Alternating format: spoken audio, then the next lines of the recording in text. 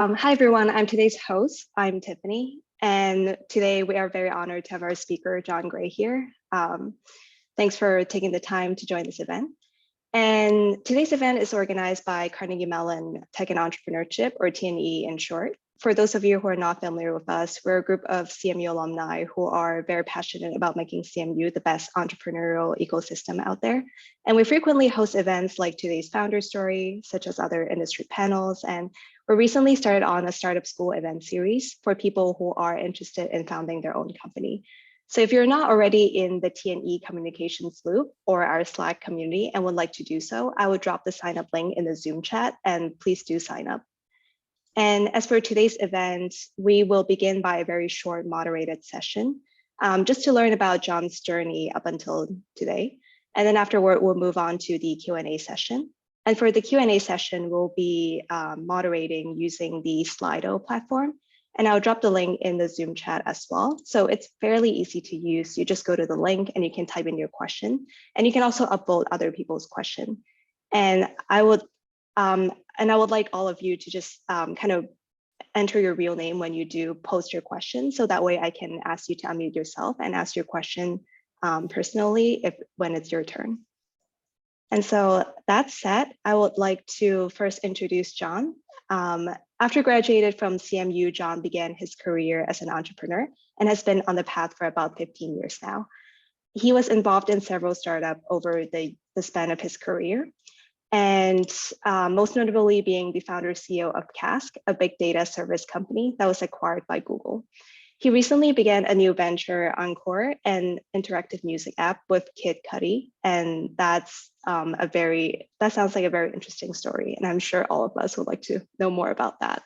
And so why don't we begin by learning a little bit more about your origin story, Jon. You were a fresh grad from CMU when you founded your first company, Streamy. What made you decide to give up all your job offers and take the plunge? Great question. Thank you all for coming. Lots of familiar faces here. Hold on, I just want to pull up the gallery so that I'm not just looking at myself. Cool.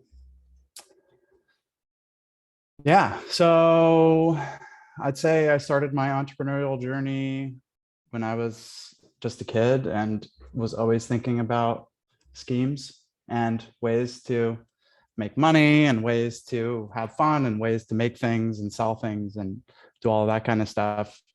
So I think for me, it's always just been about what I was going to do.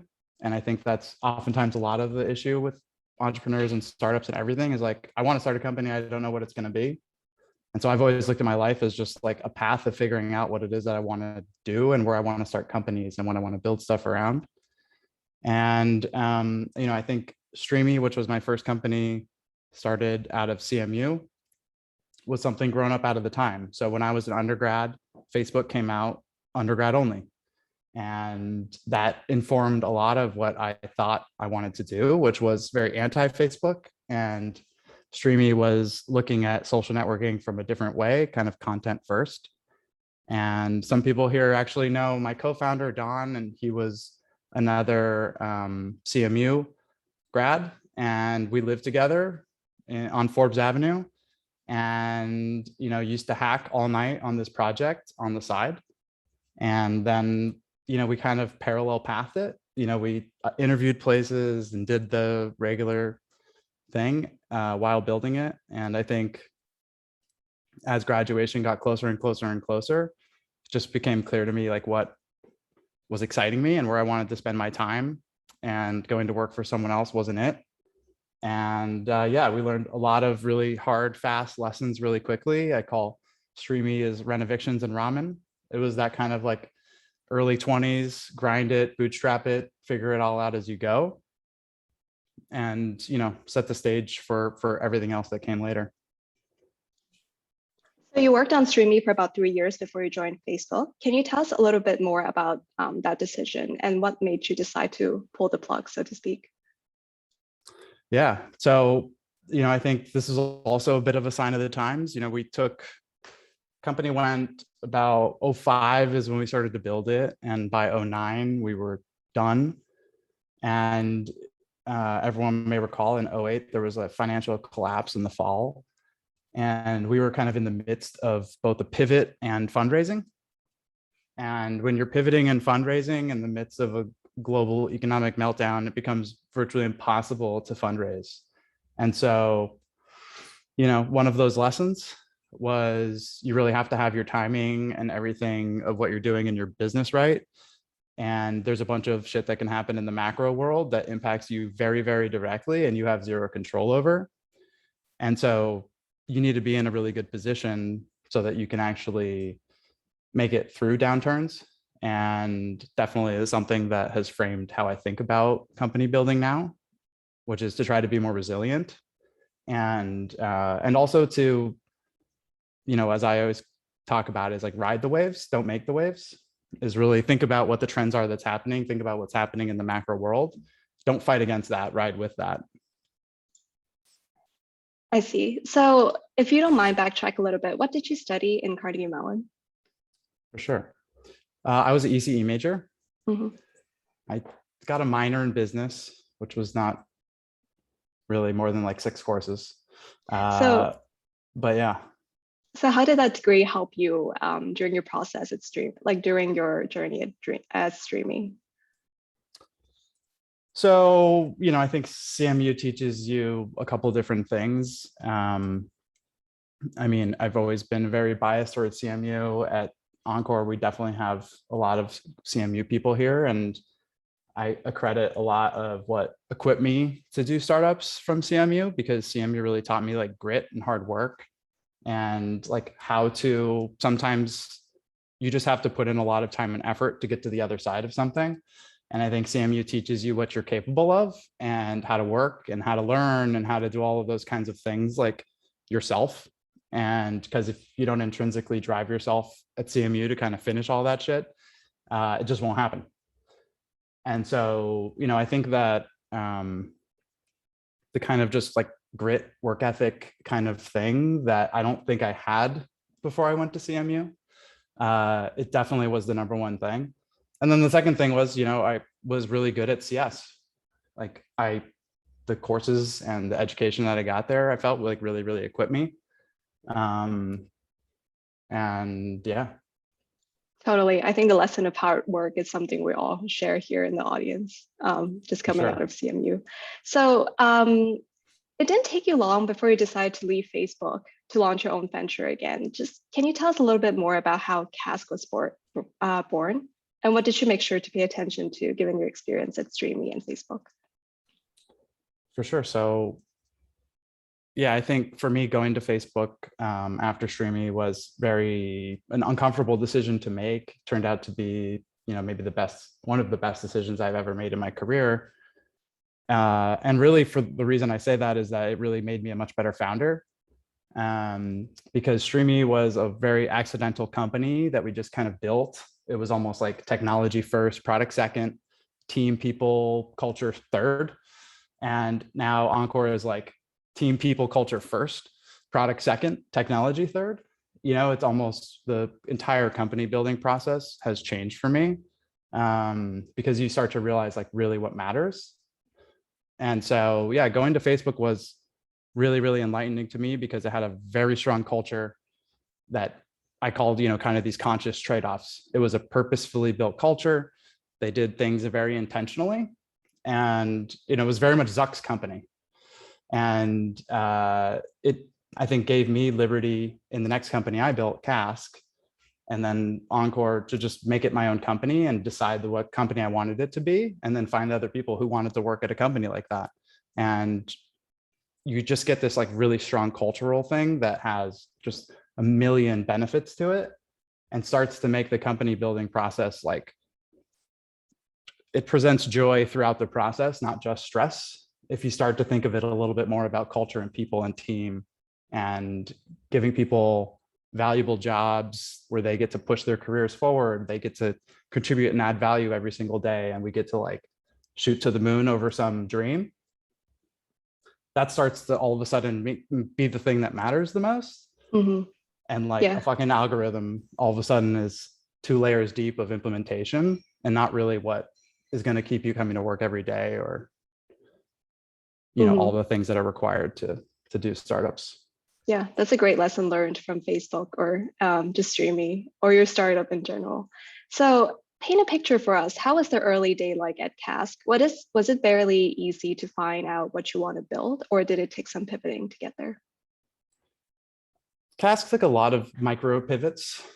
I think it was one of these companies that had the same vision from the beginning to like 7 to 8 years in that company lasted. And even, it's a Google Cloud product today. I think what our product does in Google Cloud still aligns to our original vision way back, but it just looks completely different. And, how you go after what the opportunity is really changes. The biggest thing for us at Cask was, it was an idea born out of my experience at Facebook, building kind of massive scale infrastructure around a lot of real-time data and real-time analytics. And we were doing all of this really amazing stuff and at the bleeding edge. And Cask was started on the premise of like, okay, there's all of this really cool disruptive open source technology happening, but it's only used by Google and Facebook and Yahoo and LinkedIn because it's really hard to use. So we're going to build usability and security and user interfaces and all of the ilities around it to make it adoptable by the enterprise and to let them tap into this really cool stuff that tech companies, internet companies are using. That premise definitely played out. I think, our approach on it originally turned out to not work because it was way too much code driven. And then we ended up being much more UI driven, and that ended up changing everything we did as a business. And that was a company that kind of started pre-cloud, and then the cloud happened.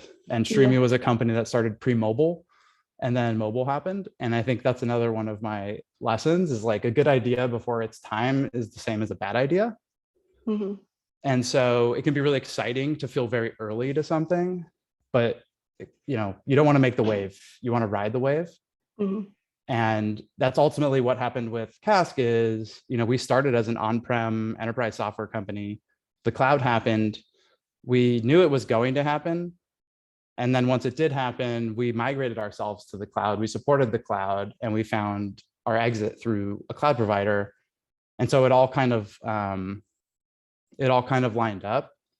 But definitely, as I think about Encore and starting this company and the timing of it and everything was extremely intentional to try to start my next company in a wave that was happening, that we could ride, versus us feeling like, oh, we're coming really early to this new market and we're going to go and try and create it. Mm-hmm. Yeah, that's definitely a valuable takeaway to just kind of like understand the environment you're operating in and just kind of ride the wave.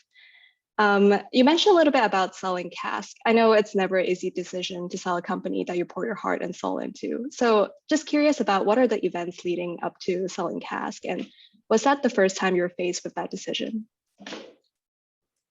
Yeah, I mean, I think sometimes you have these little opportunities super early in your company where like these strategic partners float acquisitions by you and stuff like that. And that happened to us at Cask early on. We were a very like big hype company, but nothing was ever real. I think what happened for us at Cask was kind of this combination of, so the market moved, everything became cloud. We had an entire book of business that was on premise and created friction for us to really fully be a cloud company. And so we had to kind of go through that migration at the phase of the company where we were deciding to sell the company or not. And, as I often have called it, it was kind of a see or sell situation. We would raise our Series C as the next phase, or we would sell the company as the next step.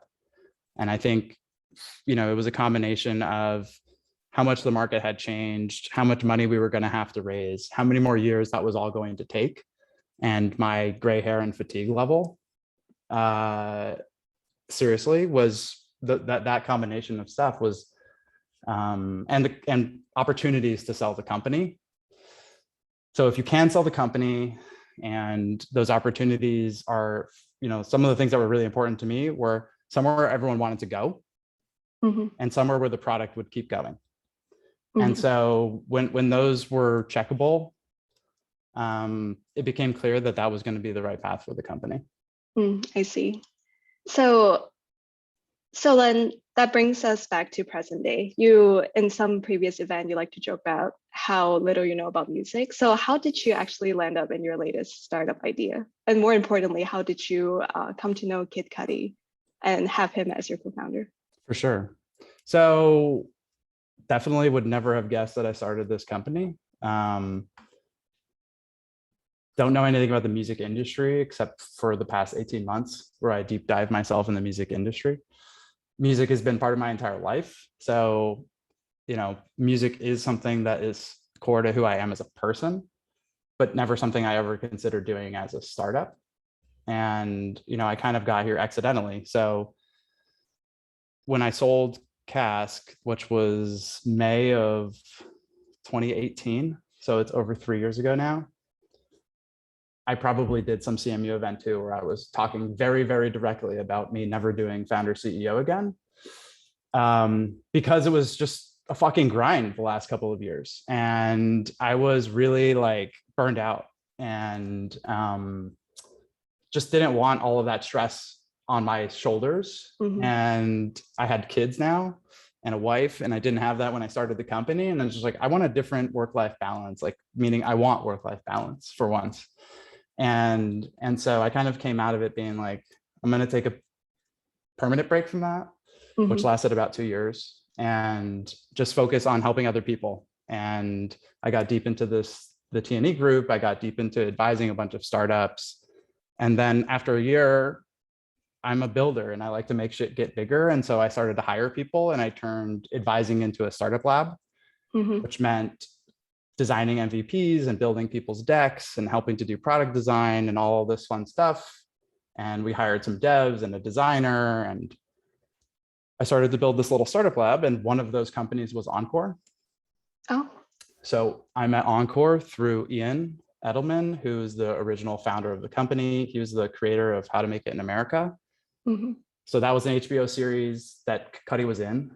And so the Cudi relationship comes via Ian, who's the third co-founder. So for about a year pre-COVID, I was advising Ian on Encore. Mhm. And so we did product design and I helped to build an investor deck to do like a friends and family fundraise and really just helping him. And what I told him early on and always was, this is really about the artist. Mhm. It's a rare consumer mobile app that like, if you build it, they will come. If you can get artists on here building exclusive content, you can get fans to show up first. And that's the hardest part in a consumer, is to get that flywheel going. And so Mhm. focus on the artist. I see. So. And if you fast forward to COVID, Mhm. it kind of goes back to what I said before about market timing. And, Ian, I always loved. We got along wonderfully. The idea I always thought was an awesome idea and concept. And I always felt that the challenge was going to be artists and kind of getting artists to adopt it and try new stuff. And when COVID came, it really didn't have to do anything with the lack of live music. It really had everything to do with kind of all bets being off in the music industry now. And really the sense of the timing in the music industry being very right for disruption, as well as this huge wave already in existence called creator platforms. So there's Mhm. this, you probably have heard of Patreon and Twitch and OnlyFans and Cameo and all these companies that like within 2 to 3 years reach 9 figures of revenue. At least the recent ones like Cameo and Patreon and stuff. So, and OnlyFans. So that's a huge wave that every VC sees is existing. And it kind of already validates some product market fit out there in the universe. And so that gives me a lot of confidence, as well as like where we're putting ourselves Mhm. is in good territory. There's a lot of big waves happening that we can ride. Yeah. And yeah.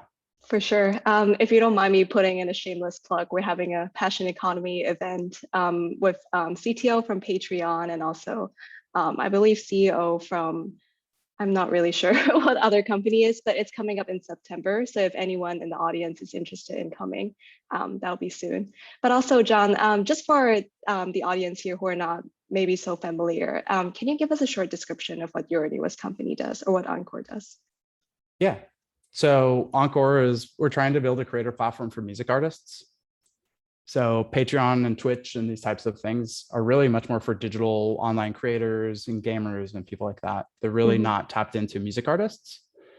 And so that's really what we're trying to do as a company, is create Twitch for music artists. And what that means for us is it's mobile and it's short. And it makes an artist's life really easy around creating visual content for their music. So if you imagine a lot of what you saw over COVID was like these like live streamed concerts, where it's like a stage show concert and you pay $20 to watch it, pay-per-view through a web browser. And what we're trying to do is kind of much more akin to social media, and having artists who, instead of brushing their teeth and doing random shit on Instagram Live, are actually creating live performances and music videos and things that are a lot more about music, art, creativity, a lot more elevated than the kind of content that you would see in social media. But the lift for an artist is very small. They can do it at home, they can do it with their phone. And, we're tapping into AR, augmented reality, as a kind of way of democratizing these live shows. So you don't need stages, lighting, production, sets, props, or any of it. You can use AR in your phone to create whatever kind of visual story you want for your music as a music artist. And so that's kind of what we're doing. We're giving music artists this tool to build live shows and music videos with a phone. Got it. That's really cool. I wanted to check it out now. Go to the App Store, search for Encore, and or probably the easiest thing is go to our social, clap for Encore on Instagram, because right now it's a private beta, so you need a code. Okay. But you can get a code. You can get a code from our social. That's cool. Okay, I'll be sure to check that out, and hopefully people in the audience would do that as well.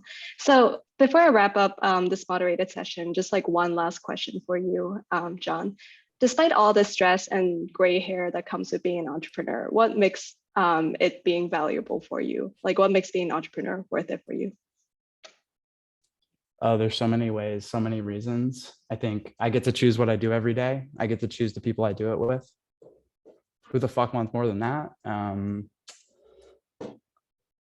Yeah, I get to pick where we go. So I think it's like a very simple combination of that. Yeah, like I also think, there was this thing that was in the bio, or in like the synopsis for this thing, and it's like first unsuccessful startup, and it's very jarring to me to read something like that, because it's just, I don't see it like that.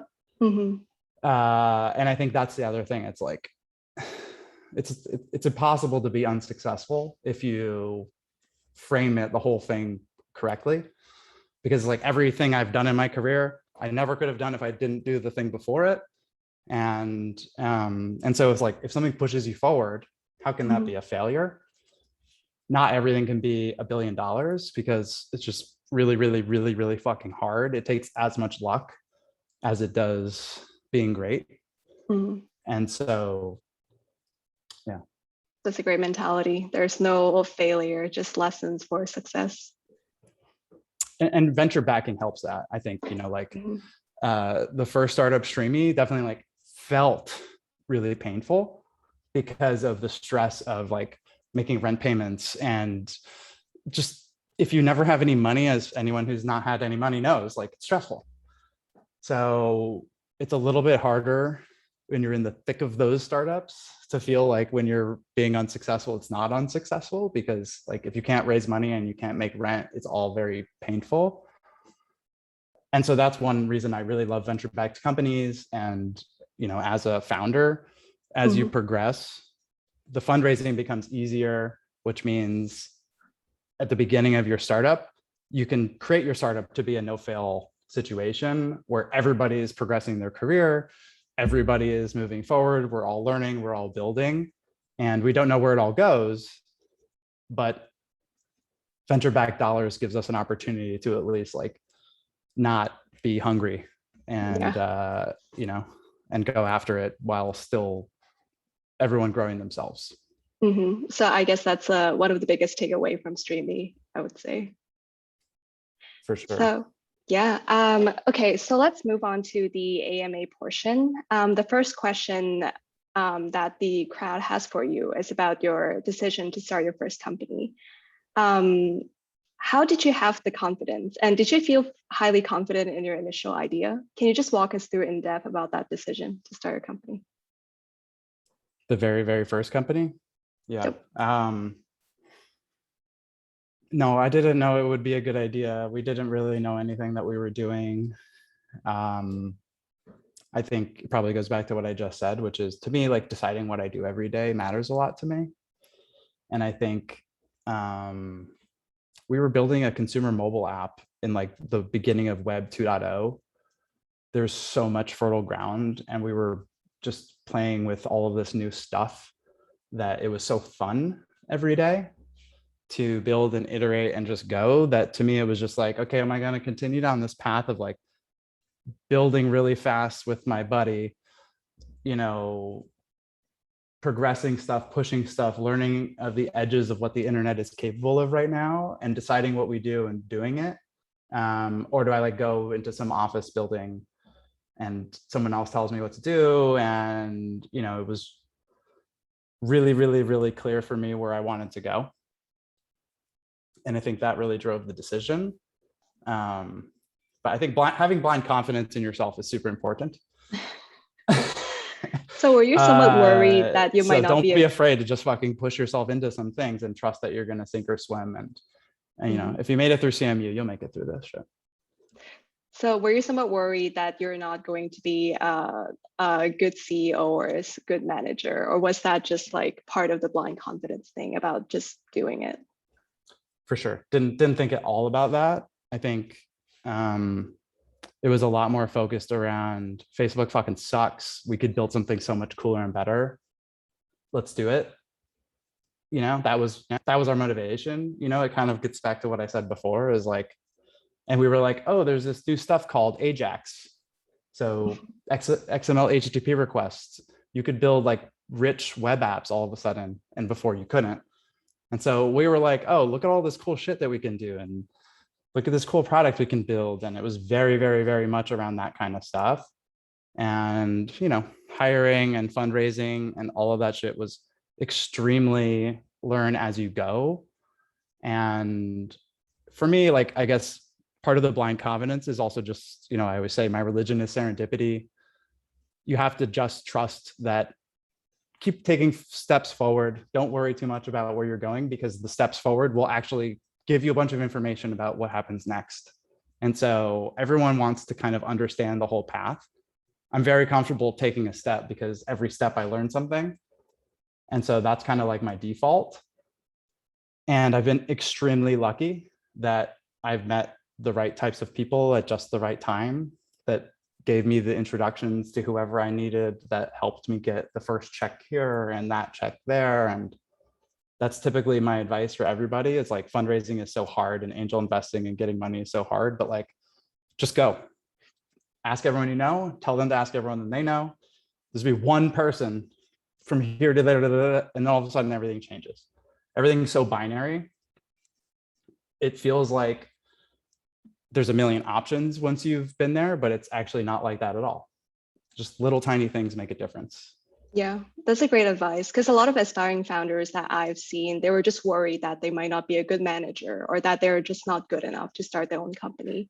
And from your advice, it's simply the matter of just going for it. And I think that's very valuable. And then you have to know what you're good at and what you're not at. And, you know, I think there's a lot of, and what you want to be and what you don't want to be. And like I always say, I'm a good leader, a bad manager.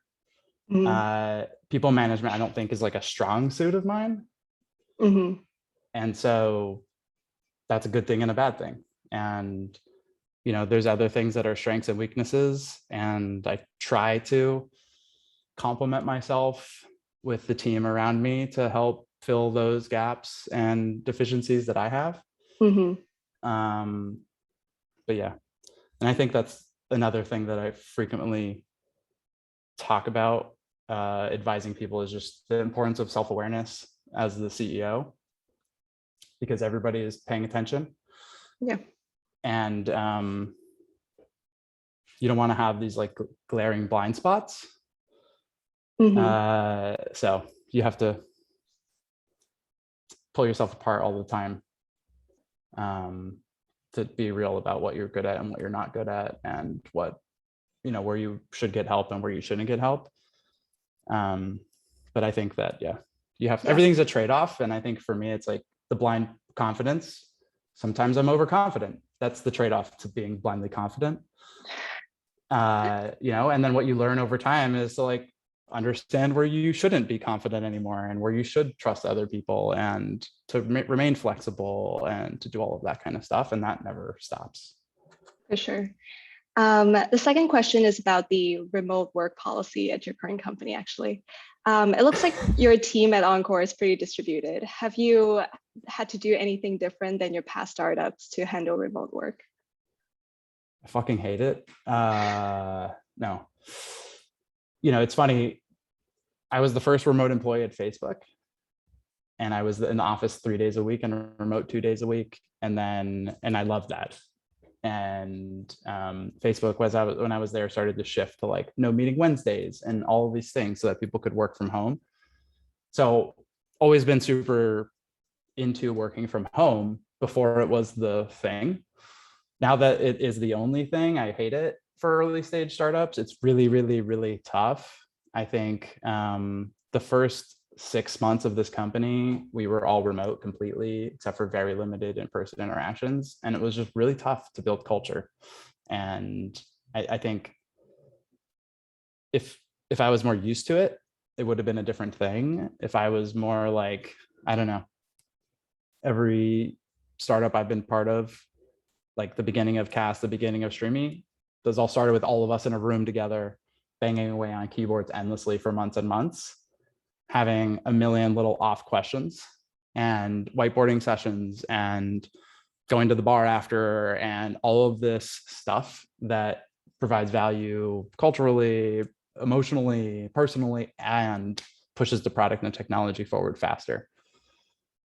Having said that, I think there's a ton of value in the flexibility, and we definitely plan to continue to be a flexible company. But we also make music videos and live concerts with artists, which is in real life. And so there's an in real life kind of aspect to what we do inherently.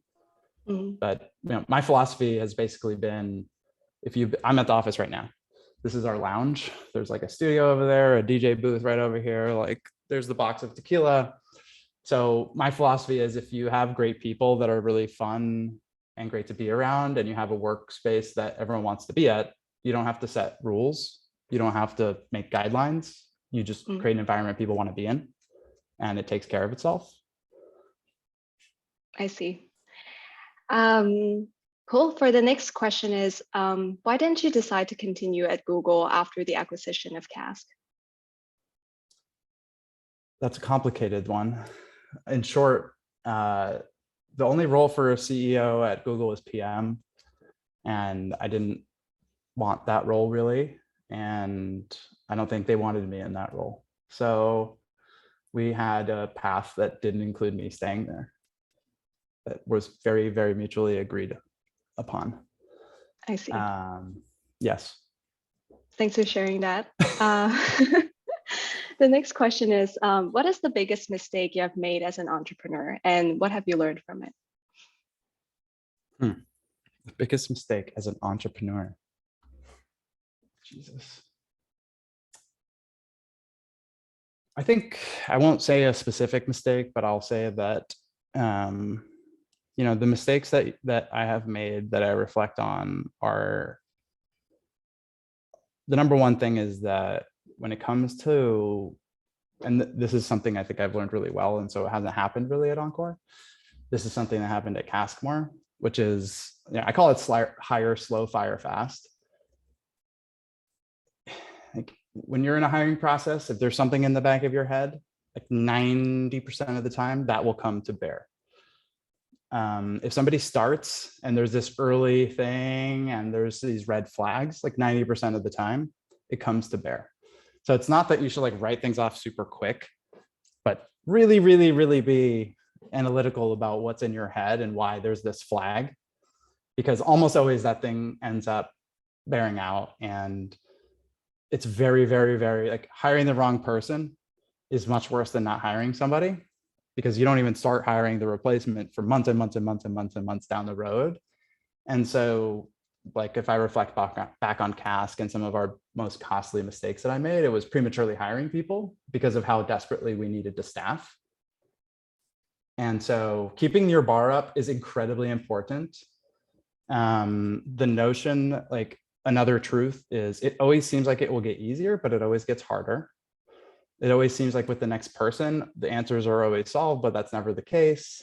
You know, and so those are the biggest things that I reflect a lot upon now, which is fight the urge to move fast, because if you move too fast and don't make the right decisions, you move a lot slower. So you mentioned a little bit about having bad feelings of someone during the hiring process. Can you give us a concrete example of what that flag might be and how that eventually turned out to be a bad decision? I mean, I think most people can think of different situations and times where maybe, you know, this can be in a relationship, this can be in anything, but like, there's those times where you're like, noted.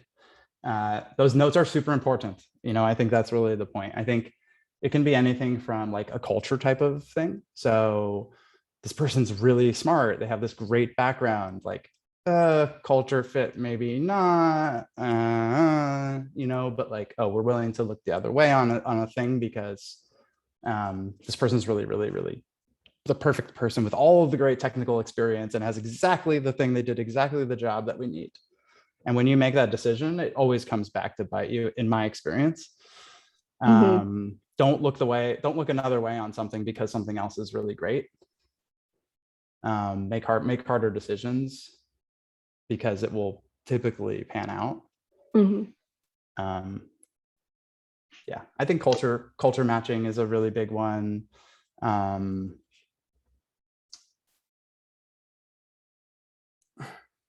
Seniority can be another one. So you might hire somebody who, you know, isn't senior enough, but you really need somebody.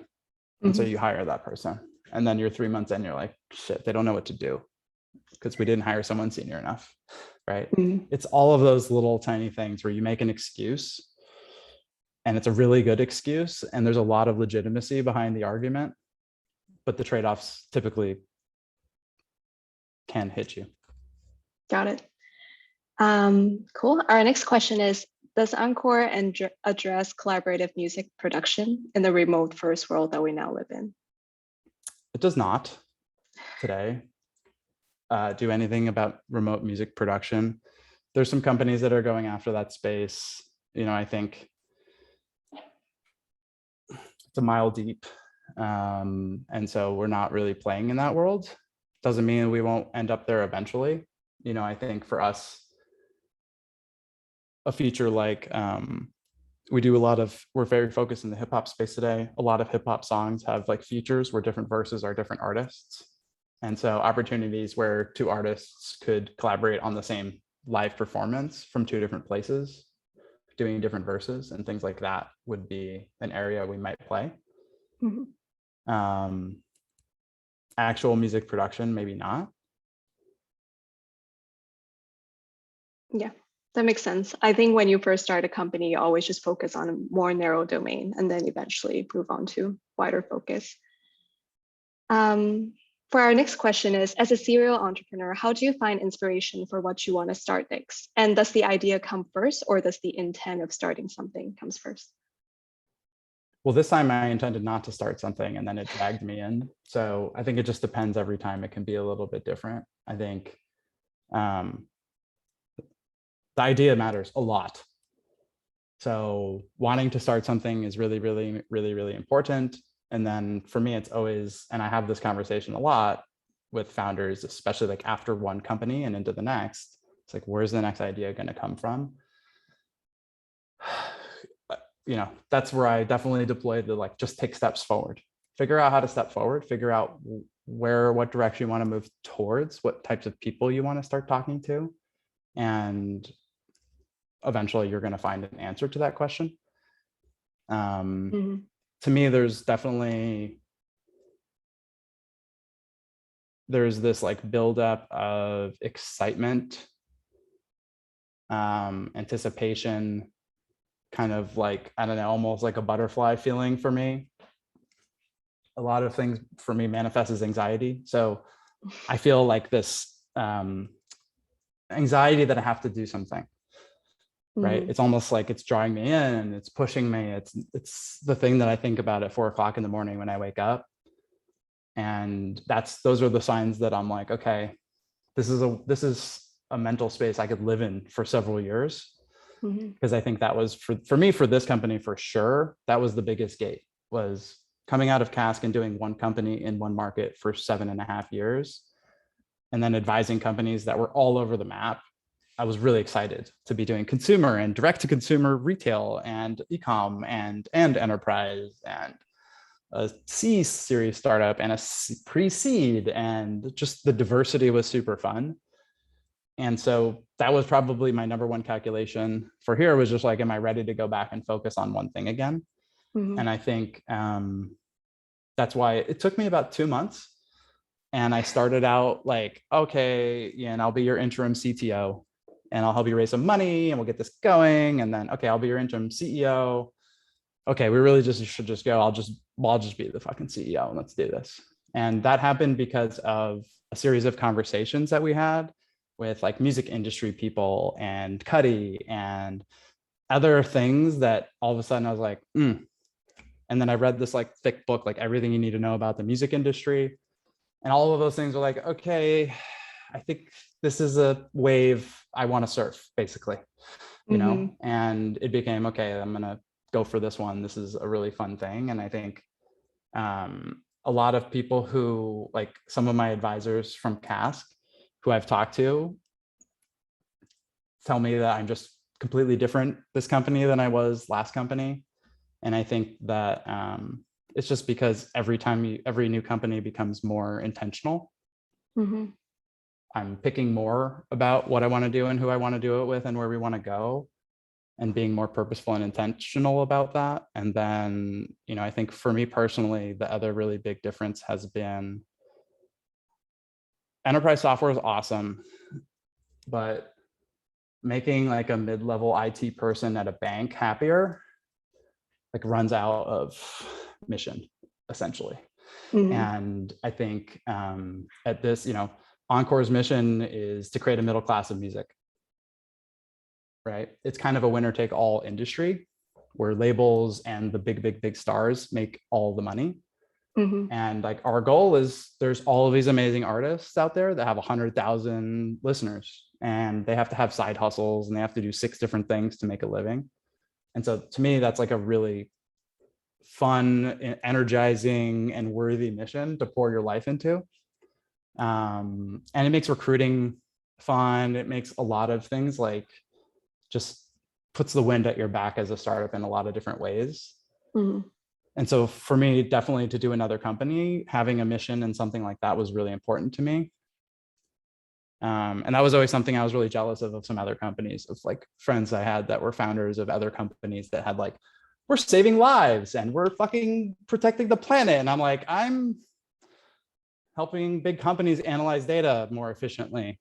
And there are valuable use cases. We did do cool shit, but it was just different, right? Yeah. And from what you describe, it just seems like your nature as entrepreneur, just like manifesting itself of always wanting to just start something or focus on new problem. So I think that's important too, having that quality.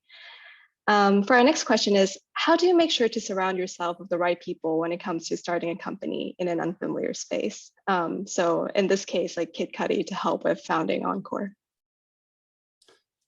I mean, this company, another thing that's really different is there's like more friends than ever before for me at a company. Just looking on the list of people who are even here right now, is one CMU person there, another CMU person there, 3. So there's like 3 people I was in a fraternity with at CMU who now work at Encore. And so doing it with my friends has been part of it. There's someone else that's on the Zoom right now that was an employee at Cask and now is an employee there. There's 2 people on here that were founders of startups I was advising that I got introduced through CMU Venture Bridge and now work for Encore. And so I think, you know, as I've going back to kind of picking what you do and who you do it with, the more you build shit, the more longer your career is and the more people that you work with, the more you can grab from those people as you go and build something. And yeah, definitely been a serendipitous path here with all of our hires and how we've grown the team and everything like that. And yeah, like there's a lot of people that it's like have been the perfect people for us to hire that we never put job recs out for. They're people who have intersected with myself and other people at the company through different means. And it all just lines up. Mhm. Got it. So again, your religion of serendipity, right? And just amassing a huge network over the years of your career. Yeah, I think the thing about serendipity is that's the no fail path. You know, if everything is always the thing that had to happen to get to the where this is, everything is always what had to come before what happens. And so that's the path where I'm just like, go, it'll figure itself out. But I think people who know me will also say like, or would know I'm very paranoid, right? It's not that I'm like blindly walking forward. I walk forward like this. Yeah. Cool. The next question is, you mentioned seniority and culture fit when looking to hire folks. When there's a conflict between the two, which one is more important to you? Culture. Oh, I mean, you cannot hire someone who's not a culture fit. I think there's degrees of culture fit. Like there's culture not fit, and then there's degrees of how strong of a fit something is or not. And I'm not somebody who thinks everyone has to be the same way. But there are also some people who are clearly not culture fits. I'm, you know, I tell people all the time, I'm culture first CEO, kind of product second, right? Tech third. It is really culture first because it's just the most important thing. The people that you put into the company drive everything else that you do. And the other thing, like Encore is just barely over a year old. We're 25 people already. The most important things that we did were hire great people at the beginning. And every amazing hire we had in the first 6 people became amazing hires to the next 12. And then the fact that we did the first 6 right made the next 12 right. And then now that 25 is right. And so that's the other thing about early stage startups is like culture is super important up front because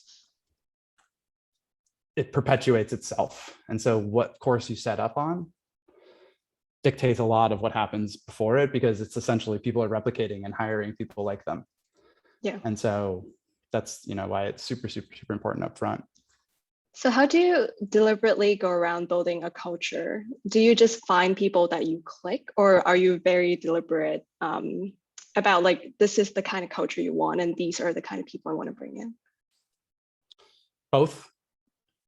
It's definitely, there's always some human clicking that goes on when you talk to somebody. But yeah, I mean, I think that culture is partially something that becomes reflected from the CEO. So I believe part of it is like you lead by example. So if I want a hardworking culture, I work hard. If I want a transparent culture, I'm transparent. If I want one that's open, honest, straightforward, you know, candid, then I'm candid, right? So I think part of it is for sure starts with you. And, you know, how I think about culture is trust and empower. And I kind of try to frame that for everybody when I interview them, when they start, and all of that stuff is like my framing for companies and how I think about culture is trust and empower. I want to hire great people. I'm going to trust from day one that they're going to do the right thing. I'm going to focus all my energy on empowering them to do their job the best they've ever done it. That's my equation. I usually follow that by saying, I'm going to give you a lot of rope and it's up to you whether you hang yourself or not. right? That's part of the culture at Encore and any of my companies is like, it's not a micromanaged culture. It's not a like do kind of culture. Like this is a place where you can flourish, but if you're not a self-starter, if you're not going to find your way, if you're going to just show up and expect everyone's going to take care of everything for you, it wouldn't be a good culture for you. So there's things like that. This is a good question to ask some Encore employees on this call right now. Yeah, I think what you mentioned, there are definitely good qualities of a healthy culture at a company. Yeah, I personally, well, I'm working in a startup right now, and I think all of the qualities you mentioned are valuable or just like good for employees in general. And then I'll have one more thing to add about culture, which Okay. is what somebody else taught me once, which is like, I'm probably going to butcher how it is, but it's a culture is what behavior is accepted. So an example of this, right? Like culture is not defined by the shit on the wall, and it's not defined by saying trust and empower, and it's not defined by that. It's defined by what behavior is allowed inside of your company, right? And so I think a really good example of this, and kind of a big thing that I think a lot about is, and it goes back to what we talked about before. It's like, sometimes you have brilliant people, but they're always late, or they're not dependable, or for some reason they don't fit into this mold of the team. And those become like the most hard, painful things that you have to deal with. Because just because you're brilliant, that means you can be late. That is the culture of your company. You're a company where as long as you're smart enough, then you don't have to be reliable. That's a bad fucking culture in my opinion, but it's something that's so easy to get into. It's a very easy trap to fall into because you make kind of comes back to before, you make excuses because there's legitimate reasons to make excuses. This person is amazing. They do better than anyone else on this thing. But if that same person doesn't fit into the culture that you want to have, can't have that person. That's a great insight. Cool. The next question is, how important is it to figure out a business plan or revenue model when you're in the idea stage of creating an MVP? Depends on what business that you're in. I think it so much depends on the market. I think you have to solve a real problem. That's a much more thing to make sure that you're doing versus like, is there a business model here? Obviously, there should be some notion of how you could make money from something. I think I don't tend to be somebody who gets wrapped up at all in like addressable market and revenue projections or any of that kind of shit. To me, it's more like, are you solving a real problem? And is there budget here? Is there money here? Is there an existing market, or is it a sufficiently large problem people are going to have a willingness to pay? And then the next question becomes like, can this be a multi-billion-dollar company or not? And that's a conversation I have with a lot of founders, which is, not every company is intended to be a tier 1A VC-backed company, because those are all intended to be multi-billion-dollar companies. And everything that isn't that is failure for them. And so not every business can be a multi-billion-dollar business. Not every business should be a multi-billion-dollar business. It's gotten a lot easier to fund smaller companies because there's so much pre-seed capital. And so you can actually get angel pre-seed money for smaller business ideas now. But yeah, I don't focus that much on it. Solve a real problem. Yeah, that's great advice. Just don't invent your own problem and solve one out there. Cool, we have 3 minutes left. So I just wanted to kind of have one last question to wrap up this session. A lot of folks in this audience today are aspiring founders themselves. So as a serial entrepreneur, what would be an advice for you for people who wanted to start something of their own? Make a deck, start testing it against people. I think my lesson is, I guess what I would say is that talking out your startup idea and pitching it to people, super, super, super valuable. But you get to use a lot of words and you get to answer questions. To me, the hardest thing about everything I always say product marketing is the hardest job at a startup. which is similar to like pitch making, pitch decks, which is essentially like saying three words or having 3 bullets that describe everything that you're doing is really fucking hard. Writing a 10-page business plan with 10,000 words in it is easy. It's the reduction and the simplification and having a very, very, very tight, here's a problem we're solving, here's how we solve it, and here's how this thing goes to market, and all these things that's very simple, understandable by anybody. To me, that is an area where I would try to focus, which is say less, reduce, hone in exactly what it is that you're trying to do to see if there's a truth there or not. Because if it takes a lot of words, then I think you're adding too many excuses and too much detail and too much whatever to it. There should be a very simple way to describe what you're doing. And that's something I think about every day, and it's really fucking hard. Yeah, that's a great advice. Just doubling the effort and making what you say like half as long, basically. Cool. And I think we're at the end of our hour. And again, thank you all so much for coming. And thank you, Jon, for taking the time to do this AMA. I do have a short post-event survey, and I posted in a Zoom chat. So if you have the minute to like just kind of fill it out, that will help us greatly. And again, thank you so much for coming, and have a great rest of your night.